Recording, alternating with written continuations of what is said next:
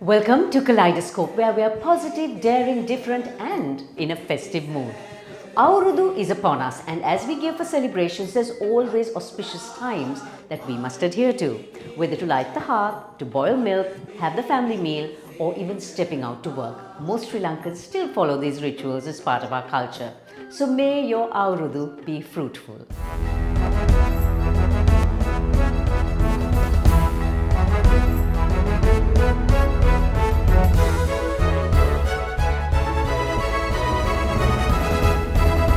A joyous Aurudu and a big thank you to our fantastic partners on the show, Skills for Inclusive Growth and Australian Aid, Selinko Life, CDB, The Daily Morning, and Made by Her. If you like Kaleidoscope, subscribe and follow us on YouTube, Facebook, Instagram, and LinkedIn.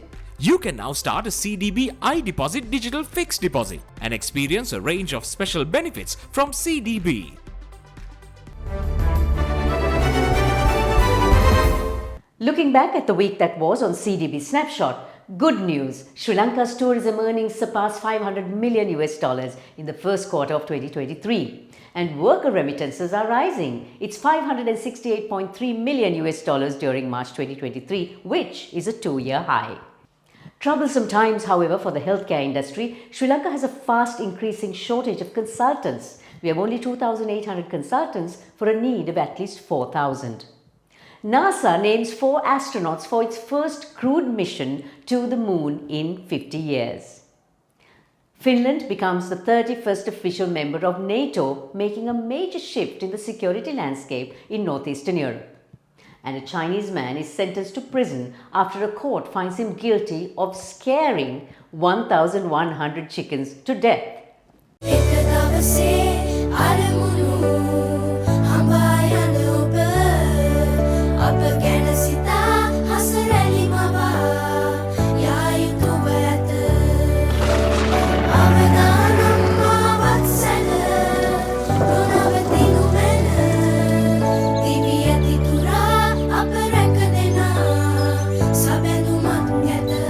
You focus on your goals. We will take care of the risks. Srilanka Life.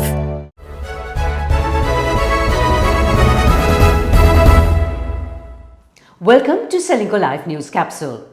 It's been a year since the Aragalaya swept the nation, and 1 year on, we have a different president, an IMF deal, and the economy gradually stabilizing.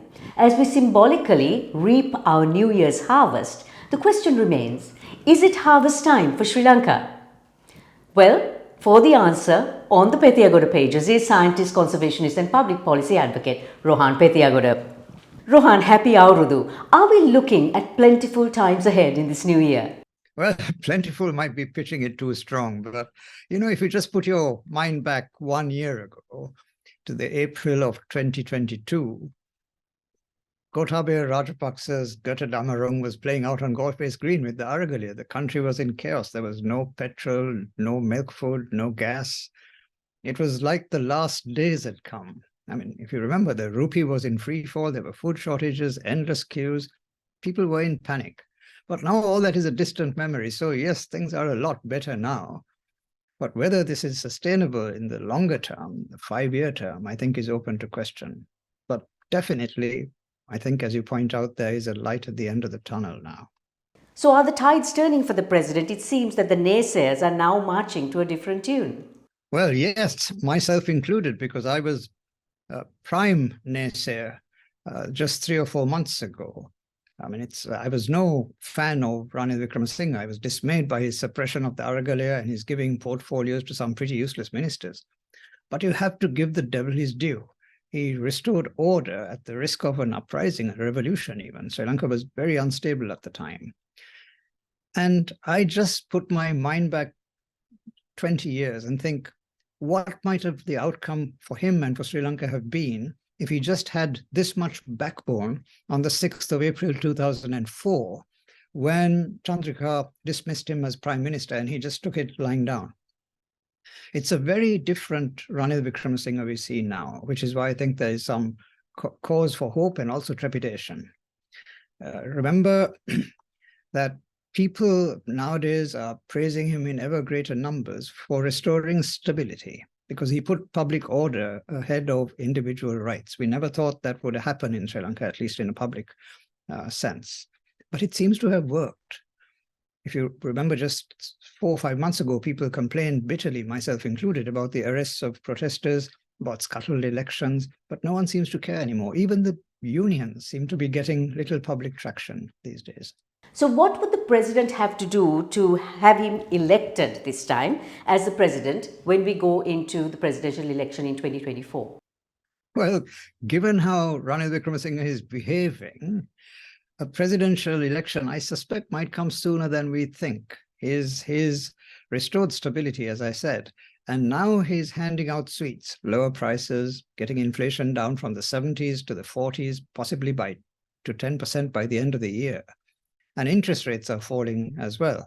So the rupee strengthening and prices stabilizing, even getting substantially lower, seem to be gearing him to a presidential bid sooner than we might have thought. The presidential election, after all, is due only in September of next year. So now the economy is gathering steam, tourism is coming back online, exports are getting stronger. And I have no doubt Ranil is laying the ground for an early presidential election. It's a short week at the Colombo Stock Exchange. The all-share price index remained mainly unchanged, with prevailing high interest rates proving a deterrent to investment in the CSE, while average daily turnover levels remained lower than 2 billion rupees. OPEC plus oil production cuts continued to put pressure on WTI oil, with prices remaining above $80 per barrel.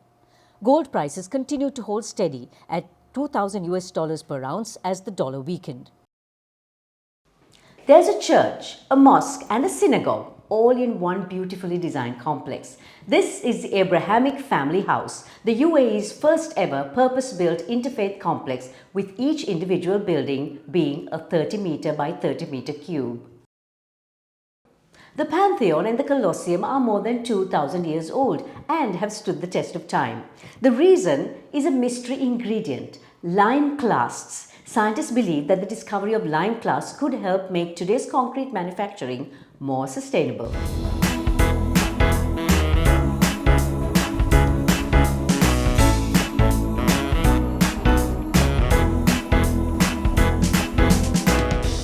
Up next on S4IG Let's Talk, it's all the anthemic Raban styles that mark Aurudu time with Kalakirti Ravibandhu Vidyapati.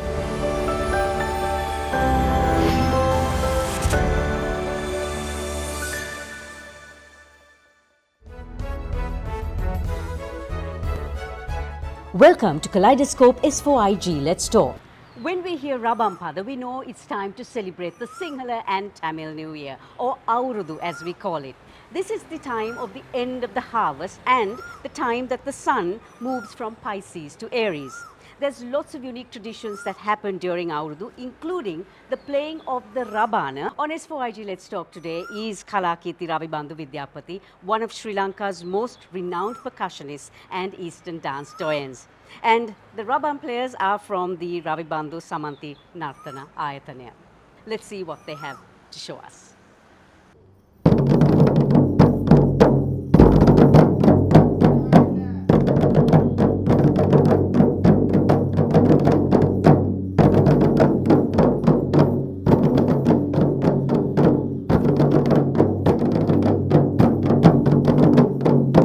What a lovely way to celebrate the new year. Why do we play Rabang at Aurudu? Simply to enjoy, to come together, to celebrate. How lovely. Is there any history behind playing Rabang and the Rabana itself? All through history, man played drums to celebrate something.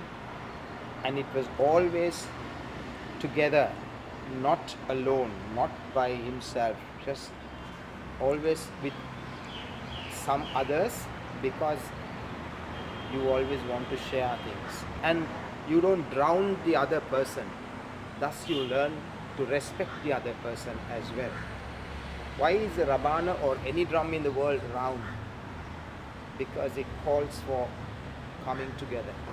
So I always hear various ditties, little verses that people sing. What are these about actually? The Rabam Padas, as we call them, they are mainly based on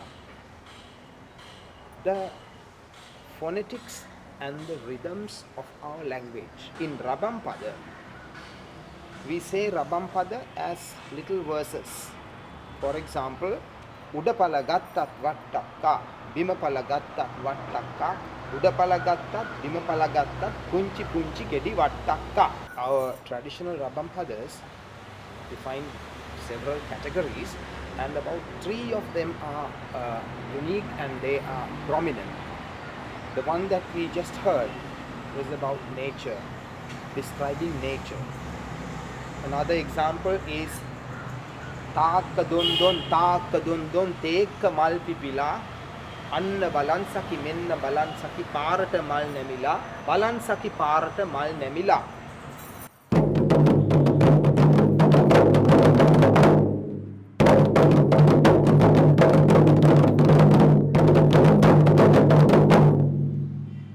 Right. Well, the second type is kind of advisory, criticizing certain situations of the society or explaining social happenings. This Rabampada. Kaudai kaudai randu karanne, nandai mamai randu karanne, mokatada randu karanne, dunkala nakkata randu karanne.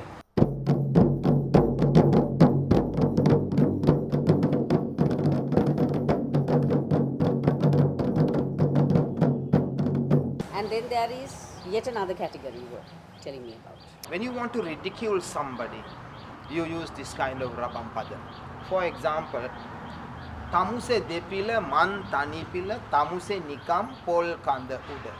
Api gaham balanda.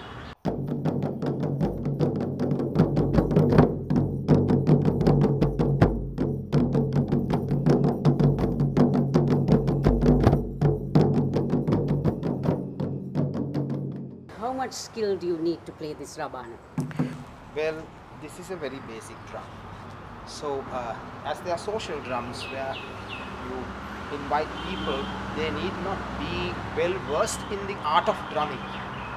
That is why Rabampadas are made of these verses, not the proper drum syllables like takkada, jikkada, dongada, kadataga, gunda, gadigata. Those are drum syllables, combinations of drum syllables of the traditional drums. But here on this, because it's for everybody, these compositions are made of such verses. Thank you so much. Now I learned a lot about the Rabana and the Rabampada, and thank you, all of you, all 4 of you. Happy Aurudu.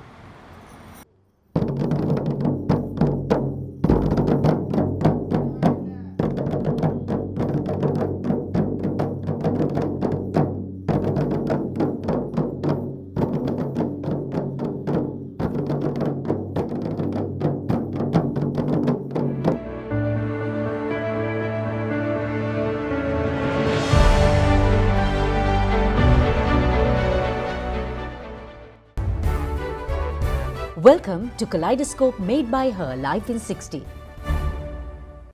And it is made by her Life in 60 today with a difference.